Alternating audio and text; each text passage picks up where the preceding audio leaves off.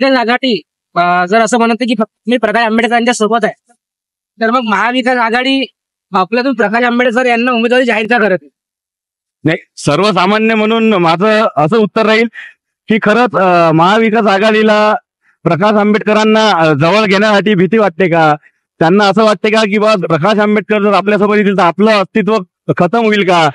पर आता प्रकाश आंबेडकरांची आपण मागच्या 2 इलेक्शनला आपण ताकद बघितली. 2019ला 40 लाखाच्या वर आपण मतं कमावले. खरंच प्रकाश आंबेडकर कॅपेबल आहेत हे सर्व जनतेला माहित आहे. पण हे महाविकास आघाडी समजून का घेत नाही आहे? प्रकाश आंबेडकर कोणत्या लेवलचे आहेत हा आपल्या सर्वच जनतेला समजत आहे. पण एवढे उच्च दर्जाचे आजपर्यंत आपण राजकारण करत आलो. काँग्रेस फक्त सत्ताधारी पक्ष आहे. किती मोठे राजकारणी त्यांनी आजपर्यंत सांभाळले आहेत. प्रकाश आंबेडकर सारखा राजकारणी त्यांना अकोला सिटीला मिळत आहे, तर याच्यात काय हरकत आहे? सर्व अकोलेकरांचा जेव्हा आम्ही मागोवा घेतो तेव्हा सगळ्यांचं एकच उत्तर येते की यावेळेस आम्ही प्रत्येक सत्ताधारीचं बघितलं, शिवसेना बघितली, शिवसेना गट दुसरा बघितला, आम्ही राष्ट्रवादी बघितली, काँग्रेस बघितली, तर यावेळेस अकोलेकरांना मी खरंच सवाल करतो की बाळासाहेब आंबेडकर आपल्याला का नाही चालत? बाळासाहेब आंबेडकर सर्वांसाठी जर आपल्याला लढत आहेत, बहुजनांसाठी, पक्षविमुक्त जमातींसाठी, आदिवासींसाठी, मुसलमानांसाठी, गरीब मराठांसाठी, तर या सर्वांना घेऊन चालणारे बाळासाहेब आहेत. या सर्वांना आपल्या सगळ्यांची साथ हवी आहे. महाविकास आघाडीला फक्त या गोष्टी समजून घ्यायच्या आहेत आणि बाळासाहेबांच्या हाती थोडीशी धुरा देणं आहे. आणि या सत्तेतून बीजेपीला आपल्याला जर काढायचं असेल तर खरंच बाळासाहेबाशिवाय पर्याय नाही, हे माझं सर्वसामान्य मत आहे. आणि अकोल्याचा विचार केला, अकोला जिल्ह्याच्या राजकारणात तर कोणाची हवा आहे अकोला जिल्ह्यात? तर हवेच्या बाबतीत जर विचार केला, हवा नेहमीच बाळासाहेबाची असते अकोल्यात. अकोला बाळासाहेबाचा वाली आहे, किल्ला आहे.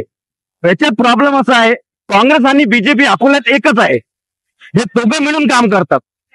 आपण असं वाटत असेल, मी सर्वसामान्य आहे, मी इलेक्शन बघितले, 2014चं इलेक्शन बघितलं, 2019चं इलेक्शन बघितलं.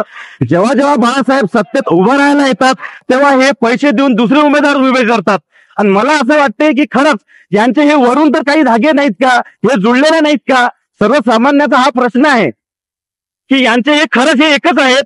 हे फक्त बाळासाहेबांना यांना सत्तेत येऊ नाही द्यायचं, बाळासाहेबांना यांना वर्चस्वाची लढाई करू नाही द्यायची. कारण की बाळासाहेब जर वर्चस्वात आले तर या सर्वांना घेऊन डुबतील. म्हणून यांना यांची भीती आहे. घराणेशाही यांची धोक्यात जाईल ही त्यांना भीती आहे.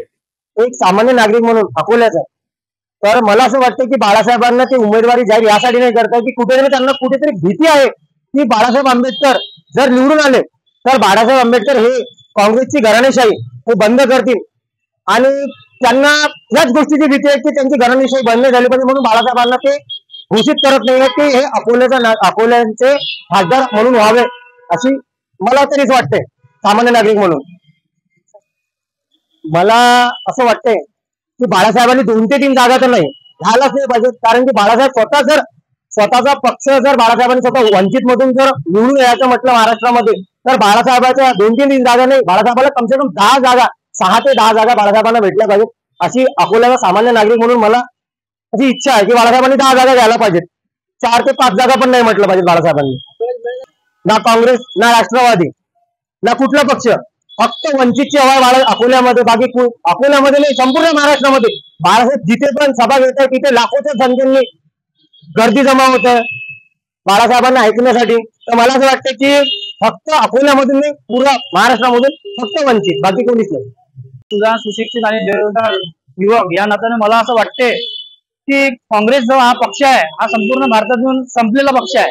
आणि कुठेतरी मला असं वाटतं की बाळासाहेबांशी आघाडीमध्ये नाव घेण्याचा उद्देश असा असावा बहुतेक की काँग्रेसला बीजेपीला सत्तेत आणायचं असेल, काँग्रेसला स्वतः सत्तेत यायचं नसेल. आणि सध्याची परिस्थिती पाहता जर बीजेपीला कोणी फक्त महाराष्ट्रात किंवा देशात जर कोणी हरवू शकते ते फक्त ऍडव्होकेट बाळासाहेब आंबेडकरच आहेत. त्यामुळे मला असं वाटतं की काँग्रेसला कुठे भीती असेल की आपण जर बाळासाहेबांना संधी दिली तर होऊ शकते की बीजेपीचा संपवल्या जाईल. पण काँग्रेसची अशी राजनीती आहे माझ्या हिशोबाने, मला असं वाटते की त्यांना सत्तेत यायचंच नाही, त्यांना पुन्हा बीजेपीला आणायचं आहे. हे त्यांचं एक घोटांग राजकीय षडयंत्र चालू आहे. फक्त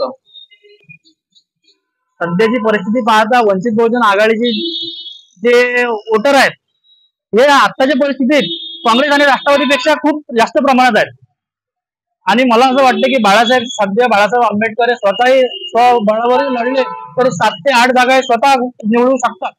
आणि मला असं वाटते की त्यांना कुठेतरी डावलण्याचा प्रयत्न किंवा त्यांचं राजकीय वर्चस्व कमी करण्याचा प्रयत्न हा काँग्रेसचा, राष्ट्रवादीचा आणि शिवसेनेचा आहे. त्यामुळे ते दाभोळेकर म्हणून सध्या तरी अकोल्यात हवा फक्त शब्द बाळासाहेब आंबेडकर आणि वंचित बहुजन आघाडीचीच आहे आणि हे सत्य आहे, हे नाकारता येत